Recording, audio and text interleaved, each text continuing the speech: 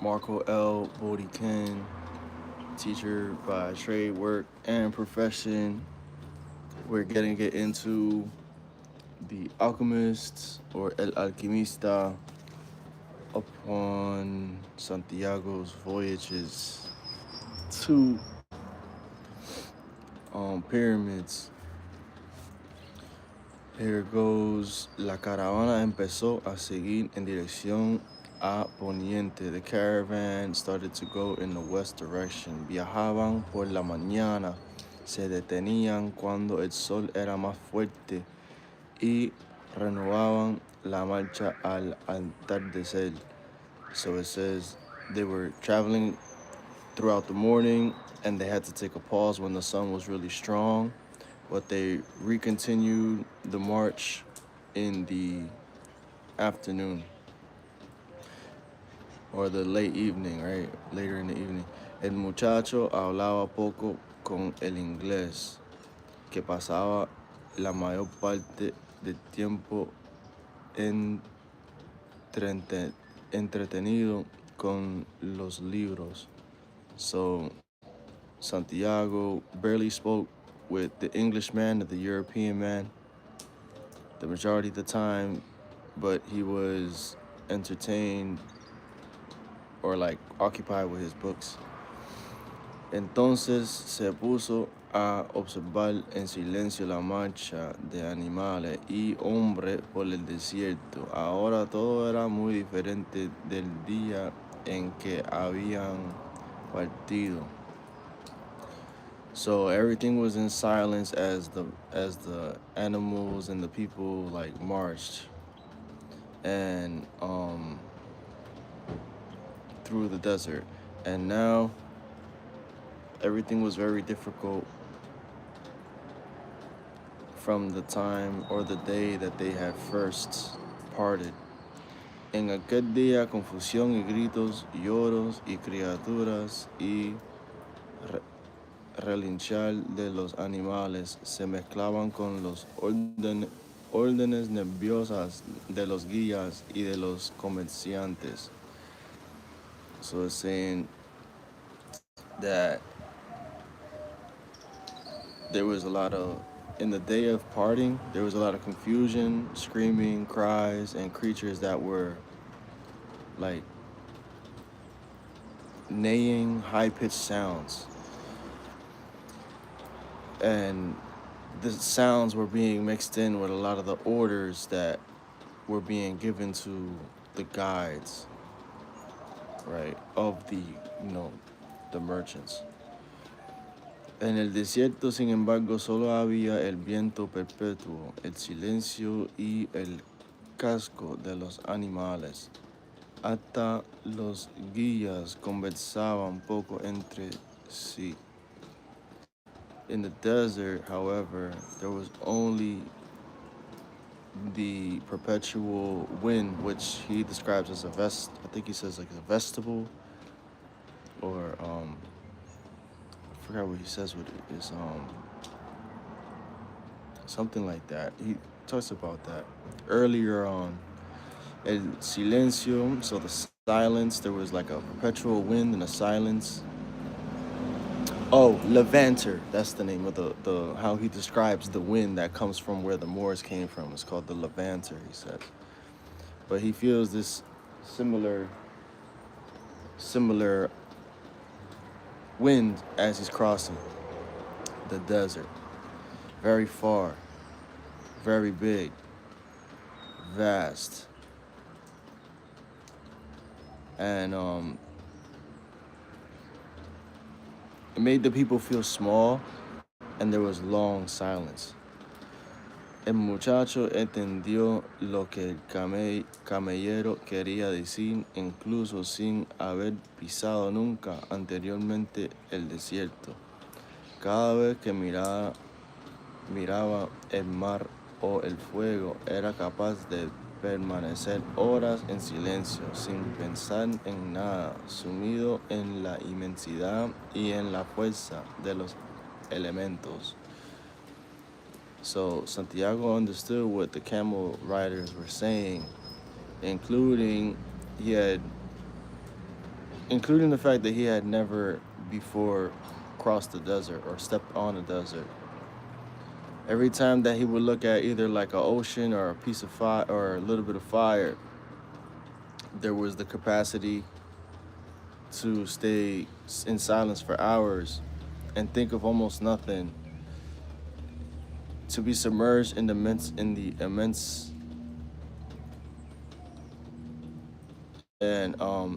power of elements. And then aprendí con las ovejas y aprendí con las cristales. It's like I learned with the sheep, but I learned with the crystals. Pensaba también, puedo aprender con el desierto. He's like, I could also learn with the desert. Me parece más viejo y más sabio. It's like it's older and it's more wise. El viento no paraba nunca. The wind never stops. El muchacho se acordó del día en que sintió este mismo viento sentado en el frente de Tarifa. This is what I was talking about. The Levanter. The Santiago was able to remember the day that he was able to feel the same exact wind from the time that he was facing Morocco or Tarifa. It's called the Levanter, where the Moors had came from to conquer Spain 700 to 1400. Tal vez ahora estaría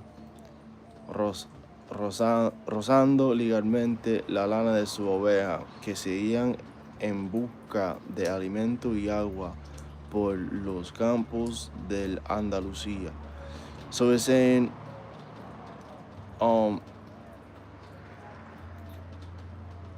maybe he would be lightly grazing the wool of his sheeps that were in search of food and water throughout the different encampments or towns of Andalusia or Al-Andalus or Al-Andalucía. Ya no son mis ovejas, they're no longer my sheep, dijo para sí mismo, said it to himself, sin sentir añoranza. So he said this to himself without feeling longing. Deben haberse acostumbrado a un nuevo pastor y ya me habrían olvidado. They're probably already used to a new shepherd and they probably already forgot about me. Esto es bueno, this is good. Es que está acostumbrado a viajar como los ovejas saben que es siempre necesario para partir un día. So he's saying, those that are accustomed to travel, just like sheep, they all know that at some point it's necessary to have to part. Yeah, bro, I really appreciate that. You see, those are the comments that I want to see. He's like, keep it up, dude. I'm going to pin this guy's comment here. I'm going to take a screenshot. Yeah, that's what I'm talking about. That's what I need to see. I don't want to see none of these bum-ass niggas talking shit on the internet. All right, so then, después se acordó de la hija de comerciante y tuvo la certeza de que ella ya se había casado. He's like, before, he just started to remember the daughter of the merchant, and he was almost sure that she had already been, like, gotten married. ¿Quién sabe si con un vendedor de palomitas o con un pastor que también supiese leer y contarse historias extraordinarias? Al fin y al cabo, él no debía ser el único. He's like, who knows if she got married to the vendor of, you know, like popcorn or maize. Who knows? He wouldn't be like, he's like, I wouldn't really be surprised if she met another shepherd that knew how to read and tell about extraordinary history. But at the end of it all, he shouldn't be the only one. Pero quedó impresionado con su presentimiento. Tal vez él estuviese aprendiendo también esta historia del lenguaje universal que conoce el pasado y el presente de todos los hombres. Maybe he wouldn't have, or maybe he would have studied this language of the universe that all men of the past and the present know. Presentimientos, feelings, como solía decir su madre, just like his mom would say. El muchacho empezó a comprender que los presentimientos eran las rápidas zambullidas. The Santiago started to learn that feelings were just the like rapid dives, right? And que el alma daba en esta corriente universal de la vida, donde la historia de todos los hombres está ligada entre sí. Y podemos saber todo porque todo está escrito.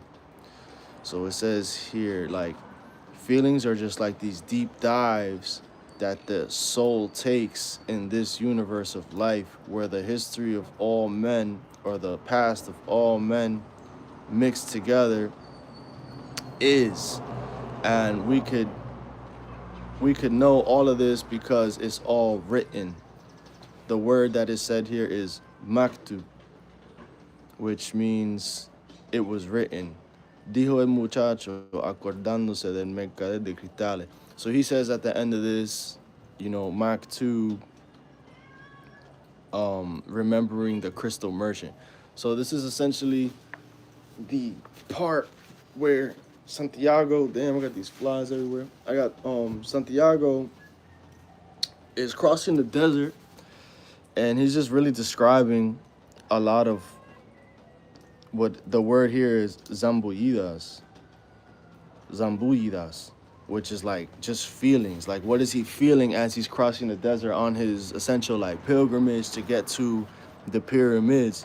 And he's really describing a lot of like awesome stuff when it comes to the language of what they call as like the language of the universe. So it's like paying attention to nature and paying attention to the signs, pay attention to momentum, wind, birds, animals, even, things that ultimately like travelers would know. Like, for example, like seeing ants move, at a certain time before rain comes, or things like this. Like, there's these little like symbols and signs that you kind of get from just your instinct, and also like what you could piece together in your consciousness, which is where he kind of makes the distinction of like how feelings are part of like this electricity, or like this current of the universe, right? And he says that this is true. All of these things that you're feeling when you're looking at the vast ocean, when you're looking at a vast fire, when you're looking at a vast desert, when you look at things that are vast, there are these moments within that you're presented with just straight up silence, right? And there's also a language in this, a universal language in this, and a lot of it, again, has just been written down in the past. So he does a lot of reminiscing on his travels prior to departing from Andalusia and from Tarifa, Morocco. So yeah, I hope that you guys enjoyed this Spanish and English for the Moorish Alchemist, part 34. As you can see on my sweater here, I'm rocking, it says Moors of Light. Go check out the website, moorsoflight.com, and get to empowering yourselves. We sell clothing on there, and you can always connect with us to get to to the more tangible aspects of like knowledge of self. How could you actually apply knowing who you are and knowing, you know, Mark 2, what's been written already, right? Just like Santiago says. I have a friend over here that wants to say what's up to you guys on the channel. Here we go. There she is. She wanted attention. So now I'm giving her attention. She's purring a little bit. I don't know if you guys can hear it. Right, so all right, I'm gonna let you guys go. Check out moorsoflight.com. It's your boy Marcoelboriken. Thank you guys so much for the likes and tapping in with me. So I hope you guys have a fabulous day.